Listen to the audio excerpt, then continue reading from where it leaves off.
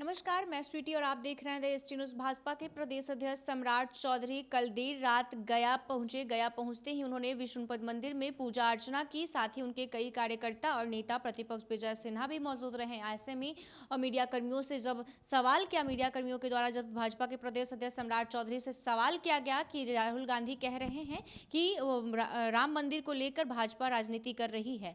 ऐसे में उन्होंने कहा कि देखिए, राजनीति कहाँ हो रहा है। अगर कोई भव्य मंदिर बन रहा है, उसका उद्घाटन हो रहा है, अगर उसका कोई विरोध करता है तो राजनीतिकरण तो करना ही पड़ेगा। क्योंकि जिस तरीके से बिहार के मुख्यमंत्री नीतीश कुमार भी राम के वंशज हैं, उन्हें भी राम मंदिर के उद्घाटन में जाना चाहिए, पूजा अर्चना करना चाहिए।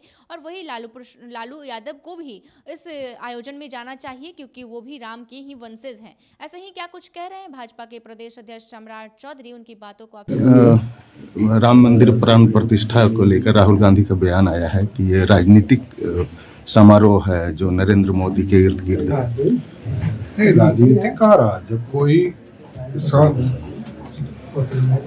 भगवान राम का कोई विरोध कर रहा हो, भगवान राम के भव्य मंदिर का उद्घाटन हो, उसका विरोध करता हो, तब तो राजनीतिकरण करना ही पड़ेगा। हम लोगों ने नहीं किया है। प्रभु श्री राम के बुलावे पर सबको बुलाया गया था।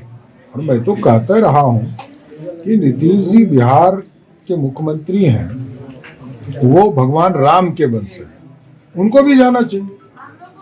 और प्रभु श्री कृष्ण के वंशज लालू प्रसाद जी हैं, इनको भी राम मंदिर की पूजा में जाना चाहिए, क्योंकि हमको शास्त्रों में बताया गया कि दोनों एक ही हैं, दोनों दो युग में आए। तो इस देश में जो हमारे सनातन को बचाने के लिए पूरा सनातनी खड़े हैं।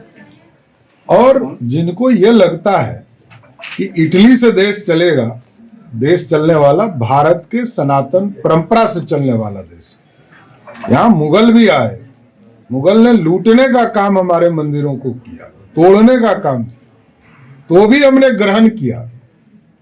अंग्रेज 200 वर्ष तक इस देश को लूटते रहे, तो भी हमने ग्रहण किया। इसलिए सनातन सबको प्यार देता है। आज जो विरोध कर रहे हैं वो भी मंदिर आएंगे तो उनका स्वागत ही मंदिर करेगा। ये ममता बनर्जी 22 जनवरी को रैली कर रही है और काली मंदिर से शुरू कर रही है रैली। नहीं, एकदम भव्य महाकाली का आस्था हमारे प्रति पूरा सनातन का है। और ममता बनर्जी जी राम मंदिर के एवज में वहाँ ये युद्ध छेड़ना चाहती है, वो अलग बात है। लेकिन मेरा मानना है कि हम सभी सनातन, सभी धर्म, सभी लोगों को राम मंदिर के लिए स्वागत करना चाहते हैं। ये केजरीवाल सुंदरकांड पाठ करा रहे हैं दिल्ली में, हर महीने मंगलवार को कराएंगे। नहीं कराएं, इसमें कहाँ दिक्कत है। लेकिन कथनी और करनी में फर्क नहीं होना चाहिए। कथनी और करनी में फर्क हो। एक तरफ आप भव्य राम मंदिर का विरोध करते हो और उनके भक्त हनुमान जी का कथा करते हो, इसका क्या प्रतीक होता है? यह स्पष्ट दिखाई देता है कि आपके कथनी और करनी में फर्क है। केजरीवाल जी को कथनी और करनी दोनों को एक करना चाहिए। ये अखिलेश यादव का बयान आया है कि मायावती जो ये बयान दी है महागठबंधन से अलग होने का, वो दबाव में दिया है। हम लोग तो उनको प्रधानमंत्री गठबंधन में तो थी भी नहीं मायावती जी। कभी गठबंधन में जब थी 2019 में थी, और जब लोकसभा के चुनाव में समाजवादी पार्टी ने उनको धोखा दिया, तब से वो अलग हुई हैं। ये कोई इंडी गठबंधन में तो मायावती जी थी नहीं। जो लोग इंडी गठबंधन में रहेंगे उनके खिलाफ में इस तरह का भाई वो दबाव में जा सकते। और ये मैं स्पष्ट तौर पर कहना चाहता हूं कि देश में सीबीआई और ईडी का दुरुपयोग जितना कांग्रेस ने किया है, कोई दूसरा पार्टी सोच भी नहीं सकता है। ठीक है।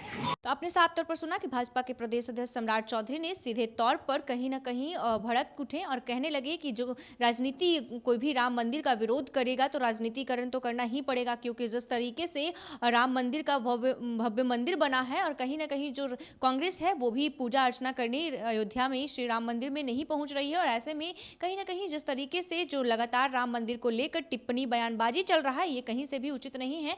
और इन लोग भी राम के वंशज हैं, इन्हें भी राम मंदिर पहुंचकर पूजा अर्चना करना चाहिए। लालू प्रसाद यादव को भी जाना चाहिए, क्योंकि ये भी राम के वंशज हैं। तो ऐसे ही तमाम खबरों के लिए देखते रहें द एसटी न्यूज़। धन्यवाद।